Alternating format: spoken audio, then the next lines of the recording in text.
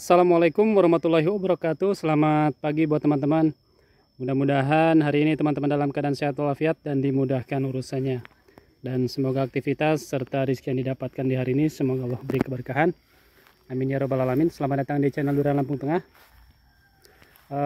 Alhamdulillah hari ini saya silaturahim ke Loh Jenewi Farm untuk banyak belajar seputar perawatan durian, baik yang masih dalam fase vegetatif dan tentunya juga yang belajar juga yang sudah memasuki program generatif.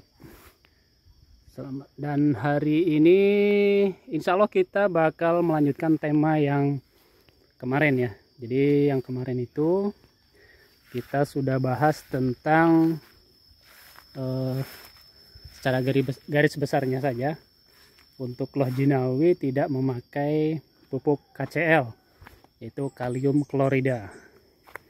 Nah, karena mungkin yang menjadi persoalan karena seperti halnya Mas Angga ini sudah mengalami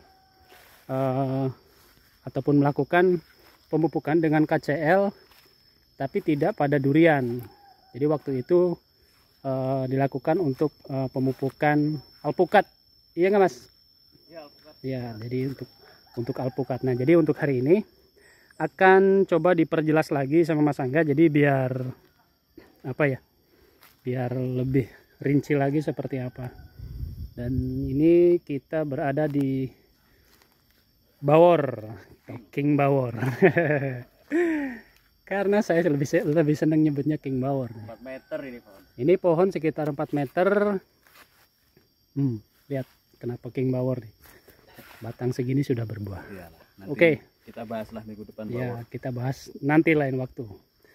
Baik Mas, kita lebih perinci lagi nih untuk KCl. KCl, oke. Jadi bukan berarti kita apa ya istilahnya tidak bermaksud untuk menjelekkan atau bagaimana, cuman keadaan di lapangan mungkin Mas Angga yang pernah praktek lah. Iya. Kenapa untuk terutama pengisian buah itu lebih menggunakan produk lain ketimbang dengan menggunakan KCl. Ini bukan berarti karena kita dapat endorse dari yang lain atau enggak ada sama sekali lah ya. Tidak ada kepentingan bisnis lah istilahnya. Sama-sama dari MTJ misalnya ya, ini saya sebut brand. Dari MTJ pun ada KCl. Tapi bahkan saya pernah ngobrol dengan teman dari MTJ sendiri, artinya untuk meminimalisir resiko tadi. Jadi gini, yang dipermasalahkan di KCl sebenarnya bukan kaliumnya, aslinya karena klornya. Sebenarnya karena klornya. Tapi mau nggak mau ketika kita memberikan kalium, klornya kan pasti ikut. Nah itu dari yang saya baca, memang durian katanya sensitif dengan klor. Ya. Nah jadi dari yang saya baca tersebut dan ada pengalaman teman, ketika pematangan dan pengisian buah di sesi-sesi akhir diberikan KCl, entah berlebih atau tanahnya nggak cocok, jadi buahnya itu becek. Jadi kayak berair gitulah. Ya. Nah karena dari yang saya baca lagi, klor itu di tanaman sifatnya mengikat air di durian. Sementara jelas durian membutuhkan seperti magnesium dan sulfur, makanya untuk pengisian buah saya pakai kalium, magnesium, sulfur. Ya kalau di MTJ ada subur kali, di Pak Tani ada kamas. Terus di pematangan buahnya sesi akhir lah saya pakai SOP kalium sulfat. Kalau di Pak Tani ada ZK apa ya, saya pakai itu karena apa ya, itu tadi selain meminimalisir resiko, dari yang saya baca memang kandungan sulfur dibutuhkan untuk aromanya gitu kan. Nah terus saya pernah coba di jembo air, saya coba manis berair oke. Terus di alpukat saya coba, dampaknya gimana ya, berair. Ya, sementara alpukat juga butuh kering lah ya istilahnya kan. Itu yang saya alami, tapi di lahan saya ya teman-teman. Ya. Saya enggak bilang untuk teman-teman itu jangan dihindari, enggak. Artinya saya menyampaikan beberapa hal yang memang di lahan saya itu tidak cocok. Siapa tahu bermanfaat gitu kan. Siapa tahu nanti kenapa kok beberapa orang itu melarang KCL gitu kan.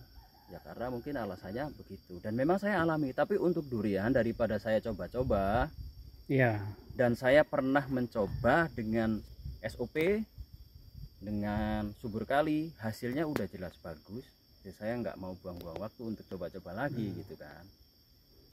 Jadi kalau ada opsi lain yang lebih aman, kenapa harus di? Iya, ya intinya ke situ sih. Kalau teman-teman bisa menguasai nggak masalah. Ya. Artinya kalau mau pakai apa KCL dan dosisnya tepat, penanganannya tepat, tanahnya cocok, dalam jangka panjang yang kita Ya. bicarakan tadi, tanahnya masih bagus, ya nggak apa-apa gitu. Ya, karena mungkin kan ada sebagian mungkin yang masih memakai KCL, kemudian hasilnya bagus nih ternyata. Nah, jadi artinya bukan berarti istilahnya kita memaksakan harus pakai yang lain tanpa KCL lah ya. Ya. Kalau memang di satu sisi memang mampu untuk mengatasi hal-hal yang istilahnya sudah disampaikan tadi, nggak ada masalah artinya. Saya pernah baca kok. Ada juga yang pakai KCL tapi nggak pure KCL ya. Jadi tetap dicampur dengan yang lain. Gitu. Ya memang kaliumnya paling tinggi 60% yang beredar itu kan. Kalau SOP itu 52 kayaknya cuma sih. Tapi ya menurut saya udah cukup. Dan harga ya teman-teman, memang KCL relatif lebih murah. Tapi kembali lagi karena saya juga di dataran rendah dengan intensitas panas yang luar biasa, saya sebisa mungkin meminimalisir resiko. Salah satunya ya jangka panjang, apalagi kondisi tanah saya coba pas lihat situ tuh batunya seperti itu. Kalaupun dari atas kelihatan bagus, sebenarnya ini tanah bagian dalamnya seperti ini lah. Nah, bagian dalamnya seperti itu.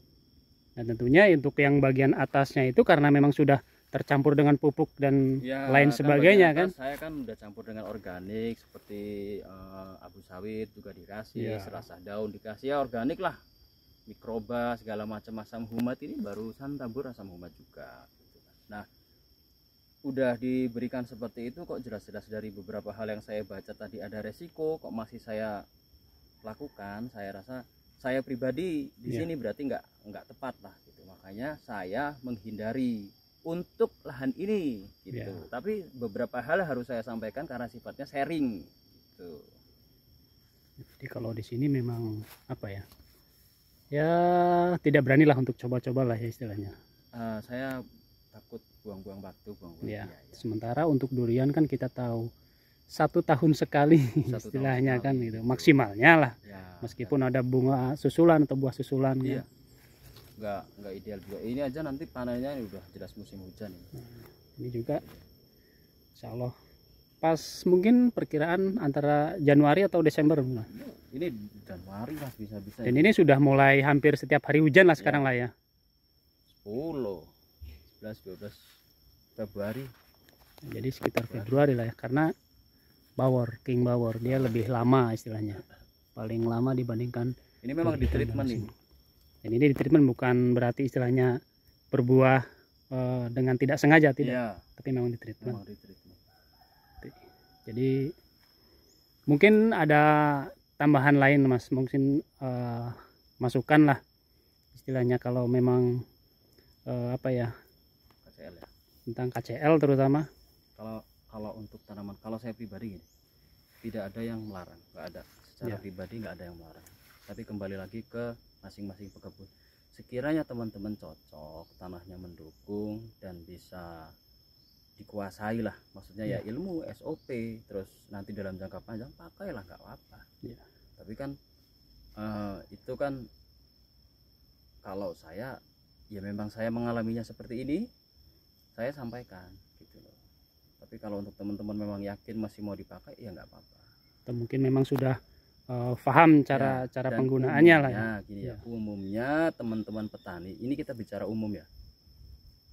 Untuk durian teman-teman petani tidak memakai KCL umumnya. Secara umum. Saya sampaikan. Nah, mungkin untuk tanah-tanah yang memang benar-benar subur dengan KTK yang bagus, ya memakai KCL mungkin masih aman dan hasilnya juga masih bagus lah ya. Tanah dengan kondisi seperti punya saya ini yang memang saya istilahnya benar-benar ekstra bener untuk memperbaiki struktur tanahnya aja. Jadi hal-hal yang sekiranya beresiko mulai saya sisihkan gitu. Termasuk contohnya apa? Organik ya, pupuk kandang.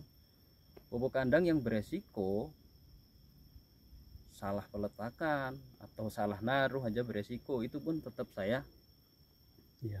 Apalagi tanpa fermentasi lah, tanpa kalau untuk fermentasi. pupuk kandang. Jadi bukan masalah cuma KCL, enggak. Kebetulan aja ini kan kita bahas pas mau pengisian pematangan. Ya. Tapi kalau untuk pembungaan saya pernah coba, nggak masalah. Untuk kelapa saya coba nggak masalah. Itu pun dengan tambahan saya tetap kasih asam humat ya. Ya. Karena otomatis ketika kita memberi KCL untuk pematangan pengisian buah kan lebih banyak dosisnya. Ya. Klornya jelas mengikuti. Nah, residunya, sampahnya jadi racun. Kalau klor dari yang saya baca, dampak panjangnya kurang bagus. Oke. Makanya Jadi pintar-pintar kita sendirilah. Jadi Nggak masalah intinya- pokoknya teman-teman mau pakai atau tidak, yang penting tiap pekebun harus punya SOP masing-masing. Oke, jadi situ sudah jelas, dan tentunya artinya lebih penegasan lagi bahwa di Loh Jinawi atau Mas Angga sendiri ini lebih menghindari KCL pada saat pengisian buahnya lah. Yes, betul. Pada saat pematangan lah Di terutama. durian. Di durian Dan terutama. alpukat sekarang Ya. saya juga udah nggak pakai. Karena alpukat saya udah pernah coba, tekstur kering berlemak dan pulennya agak kurang, apalagi musim hujan. Dan kalau untuk kelapa mungkin nanti bakal dikasih, nggak ada masalah. Insya Allah saya kasih. Kalau kelapa. Kalau kelapa, memang kelapa KCL. Ya.